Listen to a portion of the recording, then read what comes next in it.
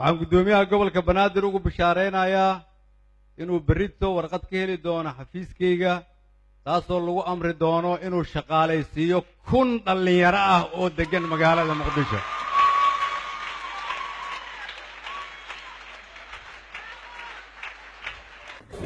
labadii milyan oo ugu horeysay oo na soo gaartay waxaan u isticmaalnay in 1,000 dhalinyaro looga shaqaalaysiiyo magaalada Muqdisho in dawlad goboleed walba laga siiyo $150,000 iyaguna ay ku shaqaaleeyaan 300,000 oo soo hartayna waxaan ku bixinaynaa in ay qayb ka noqoto dib u dhiska jidka Sodonka ee magaalada Muqdisho.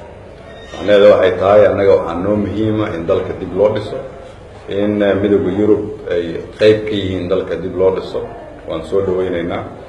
waxaa muhiima marka si adduunyada ay noo caawiso in waxaana loo dhiibo nala ku aamini karo inaan la dagaalano musuqmaasuqa in isla xisaabtan aan ku shaqeyno in shilin walba meesha uu ku baxayo loo gaaro si iyagana ay ugu sii dhiiradaan in intaas ka badan ay nala qabtaan.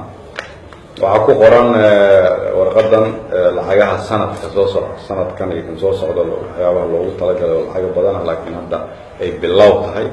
waxaa laakiin halkan ka muuqata yididiilo waana u mahad celinaynaa dawladaha sutaga Yurub ama midowga Yurub safiirka oo runtii aad noola shaqeysana si gaar ayaan ugu mahad celinaynaa. waa mahadsantihiin.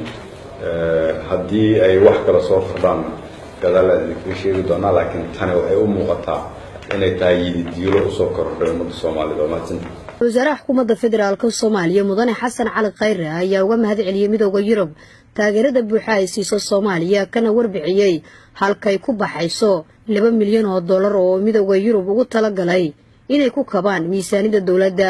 ra'iisul wasaaraha xukuumadda federaalka Soomaaliya mudane Xasan Cali Khayre ayaa hore shacabka Soomaalida ugu ballan qaaday in dawladda Soomaaliya ay bulshada Soomaalida la wadaagi doonto lacag kasta oo soo gasha gacanta dawladda halka ay ku baxayso si meesha looga saaro doonaa in lacagtaasi la musuqmaasuqay.